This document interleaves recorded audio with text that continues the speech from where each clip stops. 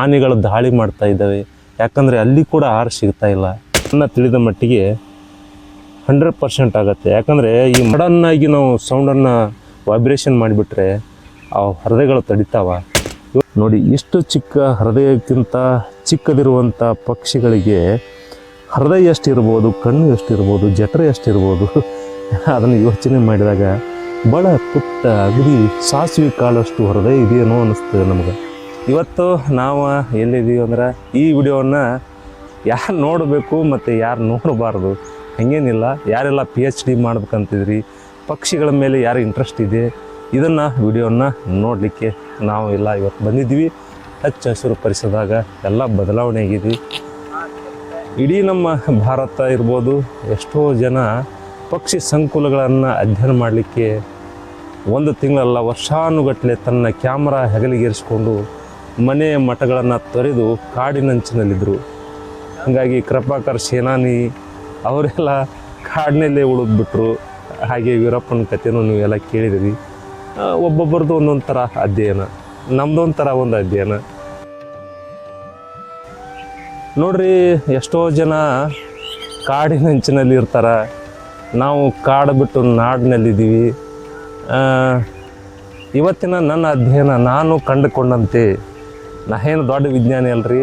ಹೀಗಾಗಿ ಸರಿಸುಮಾರು ಅಂದರೆ ನಾರ್ಮಲಾಗಿ ಎಲ್ಲ ಜನ ತಿಳ್ಕೊಂಡಾರ, ಈ ಸಾಪ್ರೋ ಅಂದರೆ ಗುಬ್ಬಚ್ಚಿಗಳೆಲ್ಲ ಆ ಸಂತತಿ ಮುಳುಗಡೆ ಆಗಲಿಕ್ಕೆ, ನಾಶ ಆಗಲಿಕ್ಕೆ ಕಾರಣ ಏನತ್ತಪ್ಪ ಅಂದ್ರೆ, ಈ ಮೊಬೈಲ್ ಟವರ್ಗಳು, ರೇಡಿಯೇಷನ್ಗಳಿಂದ ಗುಬ್ಬಚ್ಚಿಗಳ ಸಂತತಿ ಕಡಿಮೆ ಆಗೈತೆ ಅಂತೇಳಿ ಎಲ್ಲರ ಭಾವನೆ ಐತಿ.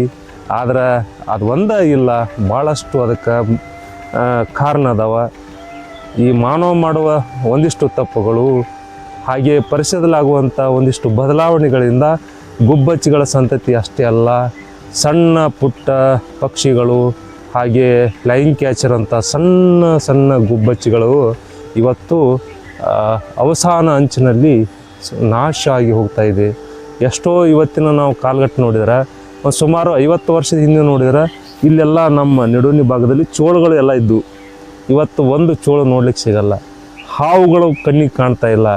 ಹಂಗೆ ಒಂದೊಂದಾಗಿ ತನ್ನ ಸಂತತಿಯನ್ನು ನಾಶ ಮಾಡ್ಕೊತ ಹೊಂಟವ.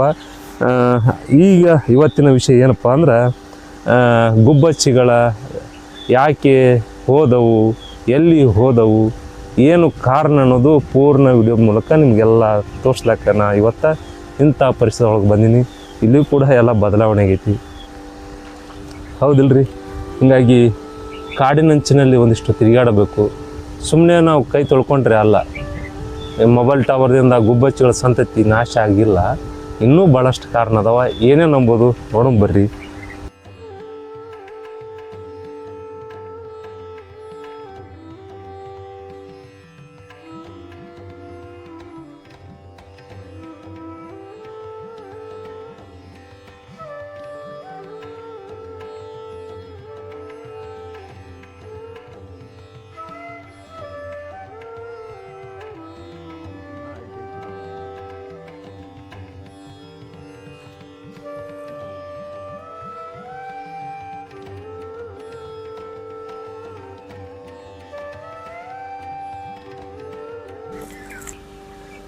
ಒಬ್ಬೊಬ್ಬರದು ಒಂದೊಂದು ಥರ ಅಧ್ಯಯನ. ಸಾವಿರಾರು ಜನ ಈ ಪಕ್ಷಿ ಸಂಕುಲಗಳನ್ನು ಉಳಿಸ್ಲಿಕ್ಕೆ ಹೋರಾಟ ಮಾಡ್ತಾರೆ. ಎಷ್ಟೋ ಛಾಯಾಚಿತ್ರಗಾರರು, ಹವ್ಯಾಸಿ ಪರಿಸರವಾದಿಗಳು, ಹವ್ಯಾಸಿ ಪಕ್ಷಿ ಸಂಕುಲಗಳನ್ನು ಅಧ್ಯಯನ ಮಾಡಲಿಕ್ಕೆ ನೂರಾರು ದಿನಗಟ್ಟಲೆ ತನ್ನ ಮನೆಗಳನ್ನು ಬಿಟ್ಟು ಕ್ಯಾಮ್ರಾಗಳನ್ನು ಹೊತ್ತು ನದಿ ದಂಡ, ಸಮುದ್ರ ದಂಡೆ ಮೇಲೆ, ಹಾಗೆ ಕಾಡಿನಂಚಿನಲ್ಲಿ ಪಕ್ಷಿಗಳ ಓಡಾಟ, ಹಾರಾಟ, ಅದರ ಸಂತತಿ, ಅದರ ಬಣ್ಣ, ಅದರ ಆಹಾರ ಪದ್ಧತಿ ಎಲ್ಲವನ್ನು ಕ್ಯಾಪ್ಚರ್ ಮಾಡ್ಕೊಳ್ಳಿಕ್ಕೆ, ಅದು ಹೊರಗಡೆ ಬರುವವರಿಗೆ ಮತ್ತು ಅದರ ಹಾರಾಟವನ್ನು ಕ್ಲಿಕ್ ಮಾಡ್ಕೊಳ್ಳಿಕ್ಕೆ, ತನ್ನ ಮೆಮೊರೀಸ್ಗಳನ್ನು ಕಲೆಕ್ಟ್ ಮಾಡಲಿಕ್ಕೆ ಎಷ್ಟೋ ದಿನ ಹೋಗಿಬಿಡುತ್ತೆ. ಅಂಥ ಕಾಲಘಟ್ಟದಲ್ಲಿ ನಾನು ಕೂಡ ಇಂಥ ಪರಿಸರದಲ್ಲಿ ಬಂದಿದ್ದೀನಿ. ಗುಬ್ಬಚ್ಚಿಗಳ ಸಂತತಿ ಮಾಯವಾಗಲಿಕ್ಕೆ ಅದಷ್ಟೇ ಅಲ್ಲ, ಪರಿಸರದಲ್ಲಿ ಭಾಳಷ್ಟು ಬದಲಾವಣೆಗಳು ಆಗ್ತಾ ಇರ್ತವೆ. ಹೀಗಾಗಿ ಏನೋ ಒಂದು ಯೋಚನೆ ಮಾಡ್ತಾಯಿದ್ದೆ, ಹೌದಾ ಕೇವಲ ಟವರ್ಗಳ ರೇಡಿಯೇಷನ್ ಮೂಲಕ ನಮ್ಮ ಗುಬ್ಬಚ್ಚಿಗಳು ಸಣ್ಣ ಸಣ್ಣ ಪಕ್ಷಿಗಳು ಸಂತತಿಗೆ ಕಾರಣ ಅಷ್ಟೇ ಆಯಿತಾ ಅಂಥೇಳಿ ನಾನು ಯೋಚನೆ ಮಾಡ್ತಾ ನನ್ನ ಅಧ್ಯಯನನ ಇನ್ನಷ್ಟು ಚುರುಕುಗೊಳಿಸಿದೆ. ಮತ್ತು ಮಾತಾಡಲಿಕ್ಕೆ ಇಂತಹ ಪರಿಸರದಲ್ಲಿ ನಾವು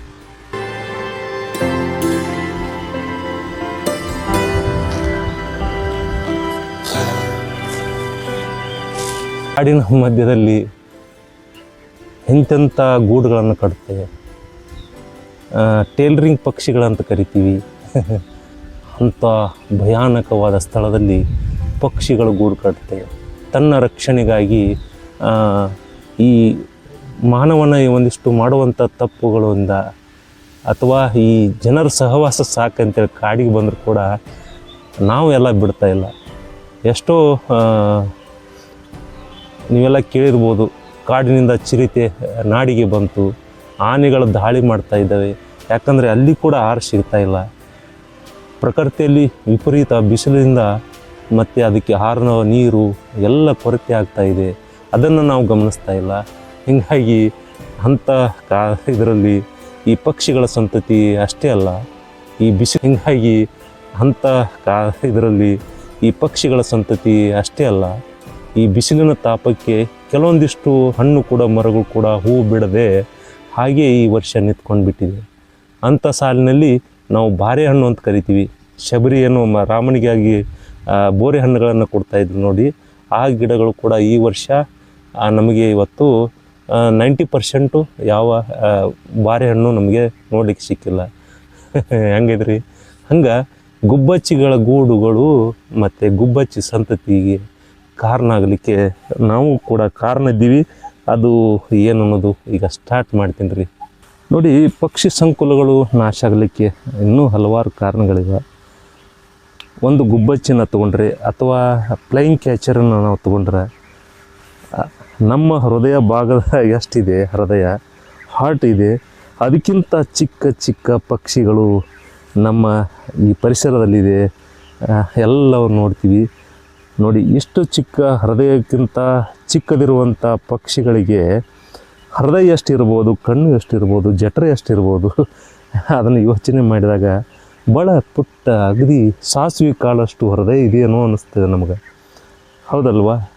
ಅಂಥ ಪಕ್ಷಿಗಳಿಗೆ ನಾವು ಏನು ತೊಂದರೆ ಕೊಟ್ಟಿವಿ ಈ ಸಣ್ಣ ಪುಟ್ಟ ಹೃದಯ ಇರುವಂಥ ಪಕ್ಷಿಗಳನ್ನು ನಾನು ನೋಡ್ತಾ ಇಷ್ಟು ಹೃದಯಕ್ಕೆ ನಾವೇ ಇವತ್ತು ಯಾವುದೋ ಒಂದು ಉತ್ಸವ ಇರ್ಬೋದು, ಜಾತ್ರೆ ಇರ್ಬೋದು, ಕೇತ್ರಿ ಇರ್ಬೋದು, ಅಥವಾ ಸಭೆ ಸಮಾರಂಭ ಇರ್ಬೋದು, ಅಥವಾ ಈಗಂತೂ ಇತ್ತೀಚೆಗೆ ಬರ್ತಡೇಗಳನ್ನು ಮಾಡ್ತಾಯಿದ್ದಾರೆ. ಸಡನ್ನಾಗಿ ಸಿಡಿಸುವಂಥ ಮದ್ದುಗಳನ್ನು, ಸ್ಪಾರ್ಕ್ಗಳನ್ನು, ಇದರಿಂದ ಏನಾಗುತ್ತೆ, ಸಣ್ಣ ಪುಟ್ಟ ಗುಬ್ಬಚ್ಚಿಗಳಿಗೆ ಹೃದಯಕ್ಕೆ ಎದೆ ಬಡಿತ ಸ್ಟಾರ್ಟಾಗಿ ಭಾಳಷ್ಟು ಅದರ ಸಂತತಿ ಕಡಿಮೆ ಆಗ್ತಾಯಿದೆ. ಇತ್ತೀಚೆಗೆ ಒಂದು ಸುದ್ದಿಯನ್ನು ನೋಡಿದ್ರಿ, ಯಾವುದೋ ಒಂದು ಕಾರ್ಯಕ್ರಮ ಡಿಜೆಗಳನ್ನು ಹಚ್ಚಿದಾಗ ಒಂದು ಫಾರ್ಮು, ಯಾವುದು ಕೋಳಿ ಫಾರ್ಮು ಕೂಡ ಎಲ್ಲ ಹಾರ್ಟ್ ಮಟ್ಯಾಶ ಇದು. ಯಾಕಂದರೆ ತನ್ನ ಒಂದು ಪ್ರಶಾಂತತೆಯಲ್ಲಿದ್ದಾಗ ಅಥವಾ ಮೈ ಚಳಿ ಬಿಟ್ಟು ಅವು ಆರಾಮಾಗಿದ್ದಾಗ ಸಡನ್ನಾಗಿ ನಾವು ಸೌಂಡನ್ನು ವೈಬ್ರೇಷನ್ ಮಾಡಿಬಿಟ್ರೆ ಆ ಹೃದಯಗಳು ತಡಿತಾವ. ಯೋಚನೆ ಮಾಡಿ ನೋಡೋಣ.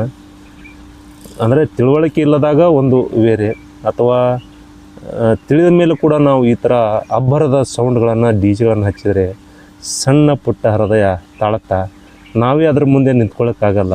ಬಟ್ ಇಷ್ಟು ದೊಡ್ಡ ದೇಹ, ಇಷ್ಟು ದೊಡ್ಡ ಹೃದಯಗಳನ್ನು ಹೊಂದಿದಂಥ ಈ ಮಾನವನಿಗೆ ಅದ್ರ ಮುಂದೆ ನಿಂತ್ಕೊಳ್ಳೋಂಗಿಲ್ಲ ಅಂದರೆ ಪುಟ್ಟ ಪಕ್ಷಿ ಆ ಡಿ ಜೆ ಸೌಂಡಿಗೆ ತಾಳತ್ತಾ? ನೀವೇ ಹೇಳಿ.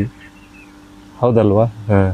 ಇದೊಂದು ಕಾರಣ ಆದರೆ ನಮ್ಮ ಸಂತತಿಗೆ ನಾಶ ಆಗಲಿಕ್ಕೆ ಇನ್ನೊಂದು ಕಾರಣ ಇದೆ. ಮುಖ್ಯವಾದದ್ದು ಈ ಪಕ್ಷಿ ಸಂಕುಲ ನಾಶ ಆಗಲಿಕ್ಕೆ ಈ ಡಿ ಜೆ ಅಬ್ಬರಗಳು, ಡಿ ಜೆ ಸೌಂಡ್ ಸಿಸ್ಟಮ್ಗಳು ಪಕ್ಷಿಗಳ ಹೃದಯ ಮೇಲೆ ನೇರವಾಗಿ ದಾಳಿ ಮಾಡುತ್ತೆ. ನಾನು ಕಂಡುಕೊಂಡಂತೆ, ನಾನೇನು ವಿಜ್ಞಾನಿ ಅಲ್ಲ, ನನ್ನ ತಿಳಿದ ಮಟ್ಟಿಗೆ 100% ಆಗುತ್ತೆ. ಯಾಕಂದರೆ ಈ ಮಾನವನಿಗೆ ಆ ಡಿ ಜೆ ಎದುರುಗಡೆ ನಿಂತ್ಕೊಂಡು ನಮಗೆ ಡ್ಯಾನ್ಸ್ ಮಾಡಲಿಕ್ಕಾಗಲ್ಲ. ಕಿವಿ ಮುಚ್ಕೋತೀವಿ, ಹೃದಯಕ್ಕೆ ವೈಬ್ರೇಷನ್ ಆಗುವಂಥ ಸೆಟ್ಟಿಂಗ್ಸ್ಗಳು ಇವೆ, ತಲೆಯಲ್ಲಿ ಬಡ್ದ ಹಾಗೆ ಆಗುತ್ತೆ, ಮೂಗಿಗೆ ವೈಬ್ರೇಷನ್ ಆಗುವಂಥ ಸೆಟ್ಟಿಂಗ್ಸ್ಗಳಿವೆ ಅಂಥ ಡಿಜಿಟಲ್ ಸೌಂಡ್ಗಳು ಇವತ್ತು ಬಂದಿವೆ. ಹಾಗಾದರೆ ಪಕ್ಷಿಗಳ ಹೃದಯಕ್ಕೆ ತಾಟದೇ ಇರುತ್ತಾ?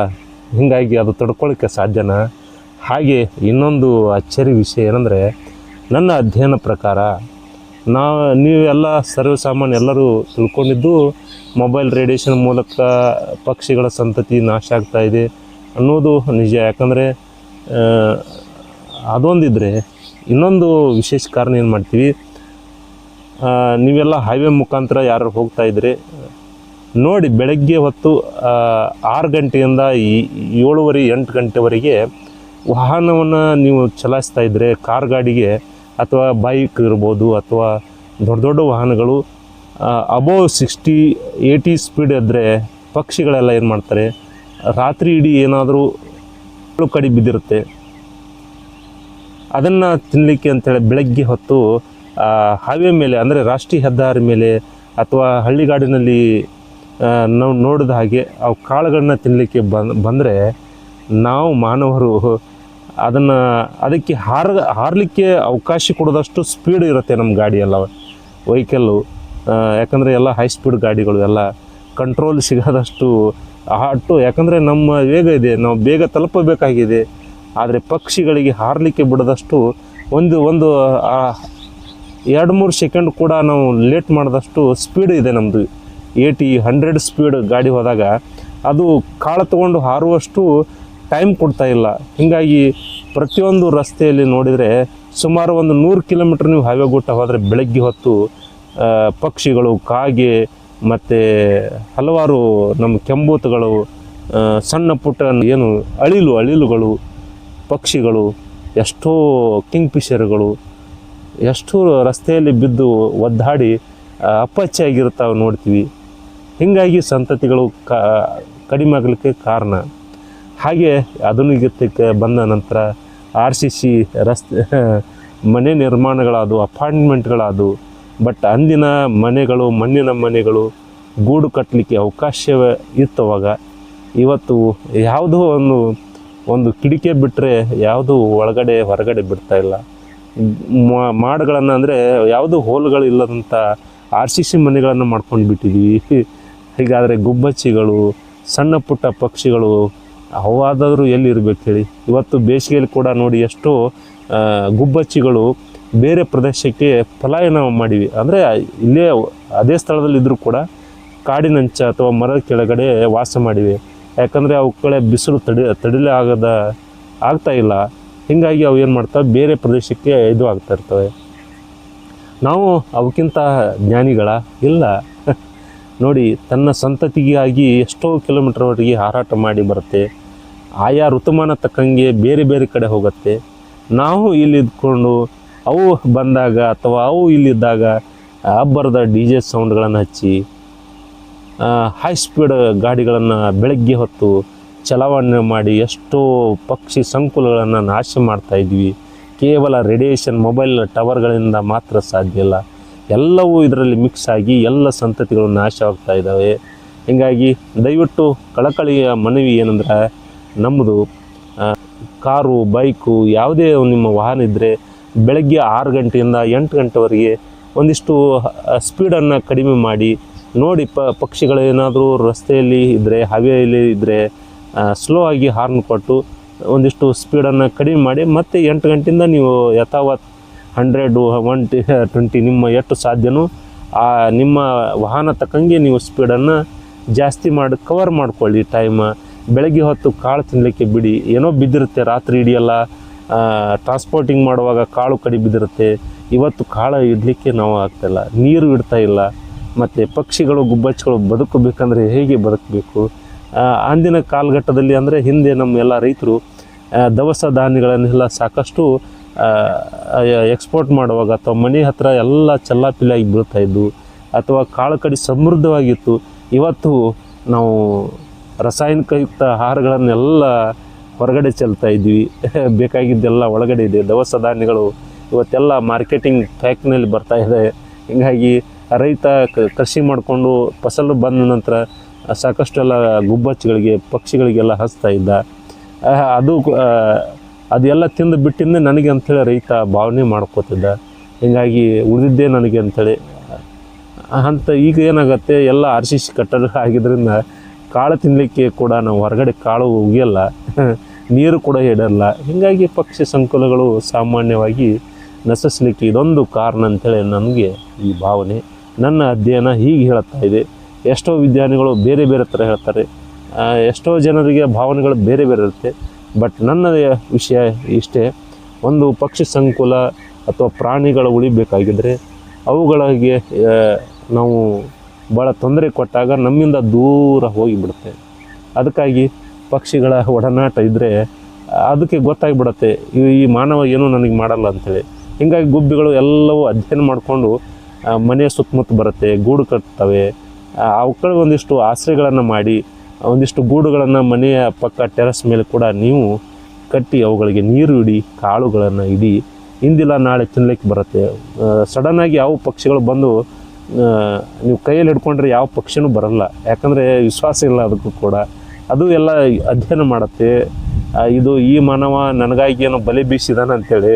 ಹೀಗಾಗಿ ಅದು ಕೂಡ ಏನು ಮಾಡುತ್ತೆ, ಸ್ವಲ್ಪ ದಿನ ಆದಮೇಲೆ ಕ್ರಮೇಣ ಅದು ಕಾಳು ತಿನ್ನಲಿಕ್ಕೆ ಬರ್ತವೆ. ಒಮ್ಮಿಗೆ ಇವತ್ತೇ ಬರಬೇಕು ಇಟ್ಟಂತ್ರ ಯಾವ ಪಕ್ಷಿಗಳು ಬರಲ್ಲ.